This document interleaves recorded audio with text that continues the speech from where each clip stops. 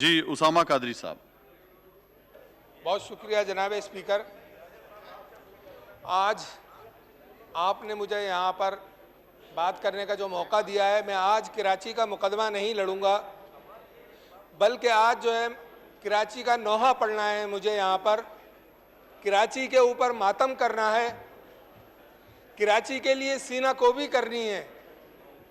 तो जनाब स्पीकर, ये 2 दिन की जो बारिश हुई है, इसने अंदरून सिंध की हुकूमत के हुक्मरानों की कलाई खोल कर रख दी है कि आज कराची तबाही का मंजर पेश कर रहा है।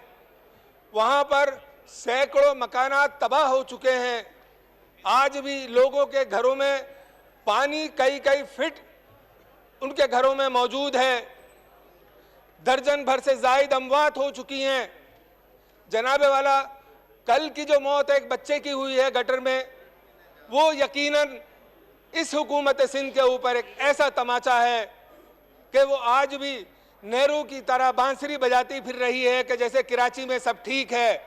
और इस दफ़ा कहा जा रहा है हुकूमत सिंध की जानिब से कि बारिश ज़्यादा हो गई। जब बारिश ज़्यादा होती है तो ज़्यादा पानी आता है। तो आपने इंतज़ाम क्या किया?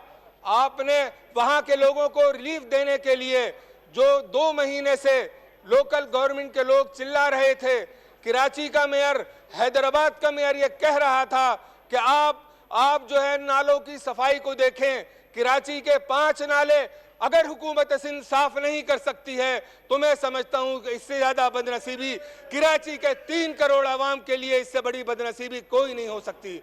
जनाब स्पीकर, आज कराची का जो मंजर है वो आज पूरी दुनिया देख रही है कि आज भी वो पानी में डूबा हुआ है, मकानात गिरे हुए हैं, बीमारियां फैल रही हैं। और ये वो कराची है कि जो गुज़िश्ता साल 2018-19 में कराची ने सिंध हुकूमत ने 235 अरब रुपए टैक्स जमा किया, जिसमें से 210 अरब रुपए कराची ने अपना हिस्सा डाला। मैं ये पूछता हूं कि कई करोड़ रुपए नालों की सफाई के लिए अगर सिंध हुकूमत नहीं खर्च कर सकती तो फिर हमारे ऊपर ये बदनामी का एक ऐसा दाग है कि जो मिटाए नहीं मिट सकता। जनाब स्पीकर, कराची के लिए, कराची में सिंध हुकूमत ने अभी जो तरक्याती बजट पेश किया उसमें उसने सेहत के शोबे में 10 अरब रुपए रखे, लेकिन बदनसीबी यह है कि कराची शहर के 3 करोड़ आवाम के लिए सिर्फ 3 करोड़ रुपए रखे गए हैं। अब ये बताइए कि एक तरफ इतनी बड़ी आफत कराची पर आई हुई है और दूसरी तरफ सिर्फ 3 करोड़ रुपए जो है वो रखे। तो 3 करोड़ की आबादी के हिसाब से जनाब स्पीकर, कराची को आफत ज़दा शहर करार दिया जाए, नंबर 1, और सिंध हुकूमत को कोई गिरान न दी जाए। बल्कि मैं कराची के ताजरों से, कराची के इंडस्ट्रियलिस्ट से मुतालबा करूंगा कि अगर उन्होंने टैक्स देना है तो अब वो टैक्स को विफाकी हुकूमत कोई ऐसा मैकेनिज्म बनाए कि वो टैक्स को खुद खर्च करें। और जनाब स्पीकर, आखिरी बात मैं कहता हूं कि आज सिंध में कारोकारी कल्चर की हुकूमत है। सिंध में कारोकारी कल्चर की हुकूमत है और इस कल्चर के खिलाफ, इस अंदरून सिंध की हुकूमत के खिलाफ कराची में पीटीआई के एमएनएज और मुत्तहिदा कौमी मूवमेंट पाकिस्तान के एमएनएज सिंध हुकूमत के खिलाफ एहतजाजन इस इजलास से बाइकाट करते हैं। जी शाजिया मरी साहबा। बहुत शुक्रिया डिप्टी स्पीकर साहब। ऑनरेबल मेंबर बातें कर रहे थे और मुझे खुशी होती कि वो बैठ के सुन भी लेते, लेकिन इस वक्त जो उन्होंने बातें की वो मुझे नहीं लग रहा कि वो किसी सोच को अप्लाई कर रहे थे। मैं नहीं जानती किस एजेंडा पे थे, लेकिन बार बार जब वो अफसोस ये हुआ कि एक सूबे की हुकूमत को उन्होंने अंदरूने सिंध का लफ्ज़ दिया, उन्होंने सूबे को जिस सोच के तहत डिवाइड करने की कोशिश की, मैं उसकी मजम्मत करती हूँ। सिंध की हुकूमत है और सिंध के अंदर अगर कोई वायलेशन होता है, कोई क्राइम होता है तो हुकूमत जागी हुई है। अगर किसी सोच के तहत वहाँ केसेस होते हैं और जो कारोकारी का इन्होंने नाम दिया और हुकूमत को कारोकारी का नाम दिया, मैं इसकी भी मजम्मत करती हूँ। I don't think this is the way N honourable member of this August house should be talking and addressing a government in place. Federating unit की वो बात कर रहे थे, सिंध की वो बात कर रहे थे। मुझे अफसोस है, और ये उस जमात से ताल्लुक़ रखते हैं, मैं ज़्यादा तो नहीं बात करना चाहती थी इनके माजी पर, लेकिन हमने भी वो वक्त गुजारा है कराची के अंदर जिस तरह का अनरेस्ट हमने देखा है, जो भत्ताखोरी हमने देखी है, जो बोरियों में बंद लाशें पाकिस्तान के उस शहर ने देखी हैं, उसकी मिसाल नहीं मिलती। आज इनके लीडर इनको कहते थे जेवर बेचो, फ्रिज बेचो, टीवी बेचो, खरीदो क्या? असलहा खरीदो, खून रेजी करो। ये कराची ने देखा। दारा जो 21 मेंबरान, जिसमें 14 मेंबरान पीटीआई से ताल्लुक रखते हैं, दीगर इनके एलाय जो आज अभी कुछ फरमा के गए हैं वो है, ये 21 मेंबरान कराची की शाहराहों पे उस वक्त नजर क्यों नहीं आते जब कराची में हिस्टोरिकल बारिश होती है? वो बारिश जो 10 बरसों में नहीं हुई, लेकिन 2 घंटे में कराची में 2 रोज कराची ने भुगता है। हम जानते हैं कि इलेक्ट्रिक जिसका दर्द इन्हें आज सता रहा है, जनरल मुशर्रफ के साथ मिलकर उसे प्राइवेटाइज 2005 में किया गया। वो पाकिस्तान पीपल्स पार्टी थी जो धरनों में शामिल थी। कराची के 6 डीएमसी में से 4 डीएमसी किसके हैं? लोकल गवर्नमेंट किसकी है? देखिए, अपनी जिम्मेदारियों से बरी नहीं हुआ जाता।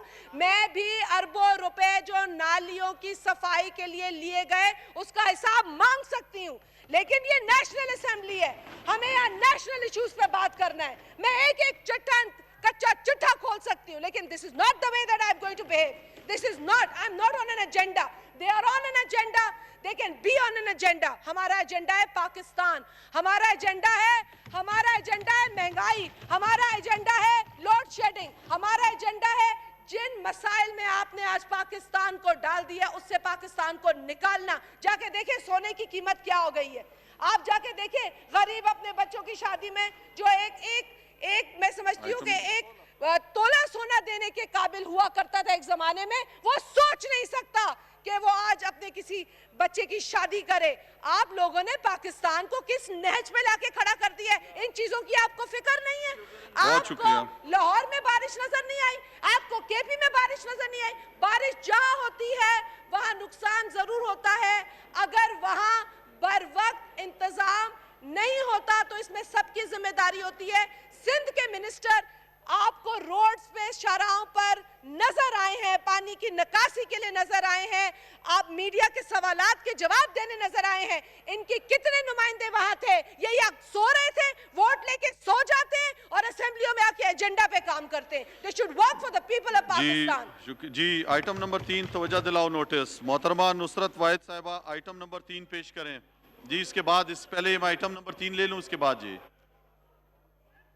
इसके बाद ये आइटम नंबर 3 ले लेता हूं, उसके बाद जी आइटम नंबर 3। जी, आइटम नंबर 3 वज़ीर मवासलात की। तो बहुत बहुत शुक्रिया स्पीकर साहब। वज़ीर मवासलात की तवज्जो अवाम में गहरी तशवीश का बायस बनने वाले फौरी अवामी अहमियत के मामले की जो मोटरवेज पर कायम होटलों, जनरल स्टोरों की जानिब से हर किस्म की अशिया ओपन मार्केट निस्बत दुगने दामों फरोख्त किए जाने से मुतालिक है।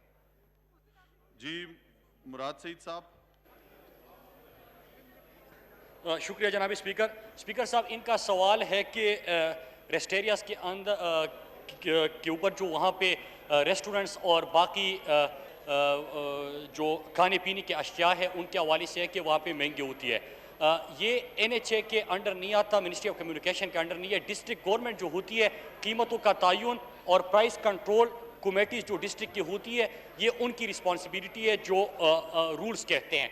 हमने क्या किया इस हवाले से जी, हमने पंजाब हुकूमत वहाँ पे हमारा कराची हैदराबाद के ऊपर जो वहाँ पे जो हुकूमत कायम है, डिस्ट्रिक्ट जो एडमिनिस्ट्रेशन है और खैबर पख्तूनख्वा के अंदर जो 2 अजला आ रहे हैं उनके डिस्ट्रिक्ट गवर्नमेंट को हमने लिखा है कि इसके ऊपर आप कार्रवाई करें। और हम मुख्तलिफ मौके पे इसकी इंस्पेक्शन भी कर चुके हैं, हमारी नुमाइंदे भी वहाँ पे जाते हैं और वो रिपोर्ट हम डिस्ट्रिक्ट गवर्नमेंट के साथ शेयर कर लेते हैं। और उनसे मैंने पहले फ्लोर ऑफ द हाउस भी गुजारिश की थी कि ये आपकी रिस्पॉन्सिबिलिटी है, आप इसको पूरा करें। मोटरवे पुलिस का जहाँ तक काम होता है स्पीकर साहब, उनका सिर्फ और सिर्फ वहाँ पे ट्रैफिक के कवानीन की पासदारी करना और लोगों के लिए आसानी पैदा करना, ये उनकी रिस्पॉन्सिबिलिटीज़ में आता है। शुक्रिया। जी, मोहतरमा नुसरत वाहिद साहिबा सवाल पूछें। जी, एक्चुअली ये जो मोटरवेज पे बने हुए हैं रेस्टोरेंट्स और बाकी चीज़ें, ये इसलिए हैं कि जो मोटरवे पे लोग सफ़र करते हैं उनके लिए आसानी हो। यहाँ पे होता ये है कि जो इंटरनेशनल रेस्टोरेंट्स हैं उनकी कीमत वही है जो शहर से बाहर होती है, लेकिन वो जो लोकल चीज़ें हैं जैसे पानी की बोतल है, वो अगर हमें 15 रुपए की यहाँ पे मिलती है तो मोटरवे पे वो 16 और 20 रुपए की मिलेगी। और इसी तरह सिगरेट की कीमत, बाकी चीज़ों की कीमत, चिप्स के पैकेट्स ऑलमोस्ट डबल होता है वो सारा कुछ। तो ये इसके ऊपर ध्यान देने की ज़रूरत है कि वो वहाँ पे कीमतें ज़्यादा क्यों ली जा रही हैं। पेट्रोल वो भी महंगा मिलता है, हर चीज़ महंगी है कि आवाम के लिए बेइंतहा मुश्किलात होती हैं कि वो लंबा